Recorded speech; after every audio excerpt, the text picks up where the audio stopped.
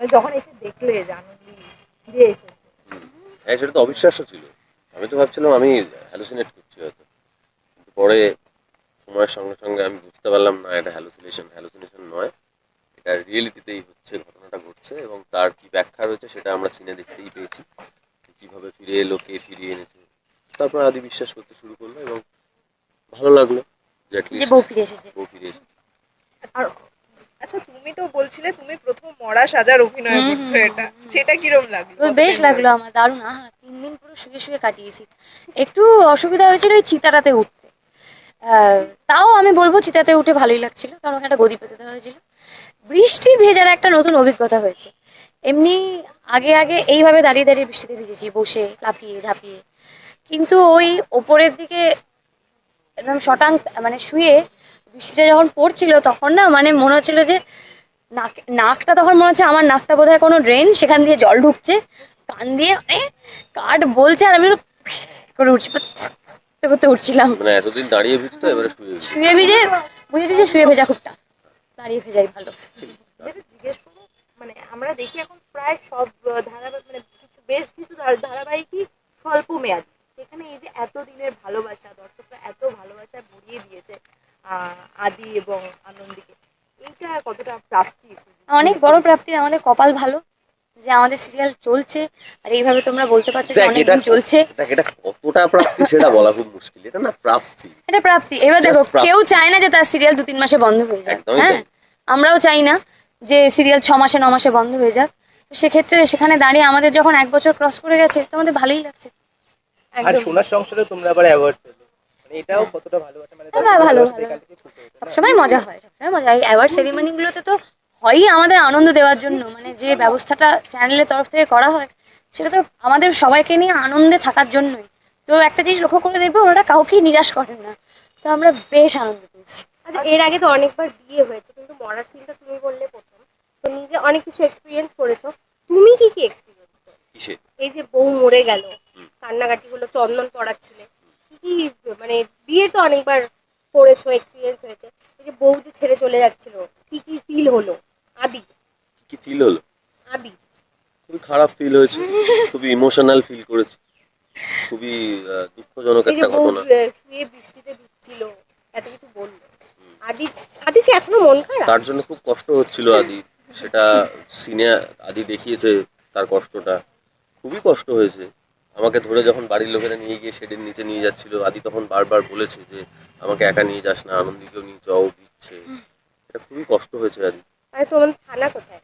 আমাদের ছানা, আমাদের ছানা তার ছানা? বন্ধুর বাড়িতে তার রেখে আসা হ্যাঁ, হয়েছে। মানে সিরিয়ালে বন্ধুর বাড়ি দেখানো হচ্ছে, কিন্তু ছানা কোথায় সেটা তোমরা সবাই জানো, যারা যারা ওকে ফলো করো ইনস্টাগ্রামে। ছানা এখন সিনেমা শুটিং করছে। আচ্ছা, এই যে ফিরে আসা মারা গিয়েও, এটা নিয়ে তো কিছু ট্রোলিংও হচ্ছে বেশ সোশ্যাল মিডিয়ায়, দেখিনি, মা কালী ফিরে আসা নিয়ে সোশ্যাল মিডিয়ায় যে ট্রোলিং মারা হচ্ছে। যাওয়া এবং তারপর আবার আর যদি এটা হয়, হয়েই থাকে, আর মানে যদি হয় করাতে কিছু কিছু এটা করতেই। আলাদা করে আলোকপাতও করিনি, হতেই পারে, বেশ হচ্ছে হচ্ছে হচ্ছে হচ্ছে তো। মানে ট্রোলিংটাকে তোমরা এনজয় করো? ট্রোল হওয়া তার ভালো জন্য জিনিস। দেখতে হবে যে কি কি ট্রোল হচ্ছে, আচ্ছা, সেই সময়টা না কোথায়? জেনে আর ট্রোল যদি করাটা কিছু, ভালো না, আর জেনে যদি ট্রোল কিছু করা হয়, ও তো হচ্ছে তো ভালো তো। কিন্তু তারাও তো দেখেই বলো করছে, এটাও তো একটা বড় ব্যাপার। কি করে তা তো জানছিস যে হোক তারা না। দেখে ট্রোল করছে মানে না, কি না করে দেখে মানে করছে? বের করছে, মানে ওগুলো তো ওই সিনগুলো কেটে কেটে ওরা বেরও করে। আমাকে একটু ট্রোলে দিয়ে দেখাতে পারবে? আমি সত্যি দেখতে চাই, কারণ আমার নজরে পড়েনি, তাই আমি বললাম। আচ্ছা, আচ্ছা, আনন্দী যে ফিরে এলো এবার, মানে ফিরে এসে তো ধামাকাদার কিছু নিশ্চয়ই আবার করবে, সেইটা কি করতে চলেছে আনন্দী? আনন্দী নিজেও জানে না, মানে আনন্দীকে জানার জন্য অন্যের সাথে জানতে হবে।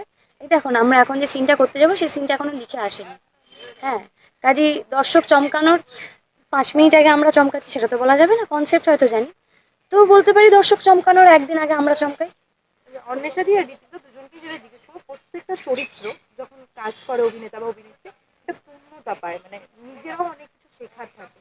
যদি তোমাদের দুজনকে জিজ্ঞেস করি, আনন্দী এবং আদির চরিত্রটা থেকে তোমাদের কি প্রাপ্তি? দেখো, আমি একটা কথা বলি, এই যে তুমি বলছো না শেখার কথা, আমার 8.5 বছর হলো এখানে, 8.5 বছরের বেশি। এই জুন মাসের 26 তারিখ হলে 9 বছর হয়ে যাবে। আমি একটাই কথা বলতে চাই, আমি নিজেকেই বলছি, আমি লোককে বলার কে? ভালো তো কাজ করছো, ভালো কথা, ব্যাস এইভাবে কাজ করে যাও, আলাদা করে কিছু ভেবো না যে আরে আমার তো ব্যাক টু ব্যাক আমি এতগুলো কাজ করে নিলাম, কি হবে। স্টেবল থাকো, মাথা ঠান্ডা রাখো, সিনগুলোকে টেকেন ফর গ্রান্টেড করে নিও না, যা আসছে সেটাকে প্রিপেয়ার করে ফ্লোরে যাও, ডিসিপ্লিন থাকো। আমি এটুকুই বলবো, যে বলছো পূর্ণতা পায়, আমার মনে হয় এইটা নিজের মধ্যে রাখাটা দরকার। মাত্র 9 বছর, এটা নিজেকে মনে করাতে হবে। 19 বছর হয়ে গেলেও বলতে হবে মাত্র 19টা বছর। লোকে 50 বছর পর্যন্ত কাজ করেছে, আমি তার কিছুই করতে পারিনি। দ্যাটস ইট, এটা আমার মনে হয়। ঋত্বিকদা, তোমার ক্ষেত্রে তুই যে প্রশ্নটা করলি চরিত্রের থেকে আমি কি শিখেছি, তাই আমি চরিত্রের থেকে কি শিখেছি বলতে একটাই জিনিস আমি যেটা এনজয় করেছি, আমি জীবনে নিজে তো ডাক্তার হতে পারতাম না। আদিদেব লাহিড়ী ডাক্তার, সে তাই ঋত্বিক সেই চরিত্রে অভিনয় করে, ডাক্তারের কস্টিউম পরে পেশেন্ট দেখা, এগুলো একটা প্রাপ্তি। এগুলো তো কখনো করতে পারতাম না যদি এই চরিত্রে অভিনয় না করতাম। তো এটুকুই প্রাপ্তি, আর কিছু ম্যানারিজম যেগুলো ডাক্তারের শেখা, ডাক্তারি জিনিসপত্রগুলো সেগুলো এইগুলো শেখা আর কি। আর এই যে আমাদের যে সমস্ত মানুষজন যারা আমাদের এই আদিদেব লাহিড়ী আনন্দীর যে সমস্ত বাড়ির লোকজন রয়েছে, যে সমস্ত অভিনেতারা রয়েছে, তাদের সঙ্গে সময় কাটানো, এগুলো তো একটা প্রাপ্তি। হ্যাঁ, আমাদের অভিনেতাদের টিমটা সঙ্গে ভীষণ কাজ ভালো। করা। টিমটা ভীষণ ভালো, মানে আমি কালকেও রাত্রিবেলা ইনফ্যাক্ট ভাবছিলাম, শেষ হয়ে গেলে যে কষ্টটা হয়, একটা অভ্যেস হয়ে যায় তো। আর আমাদের এই টিমটা সত্যি মানে একটা ভালো অভ্যেস তৈরি করার মতোই একটা টিম।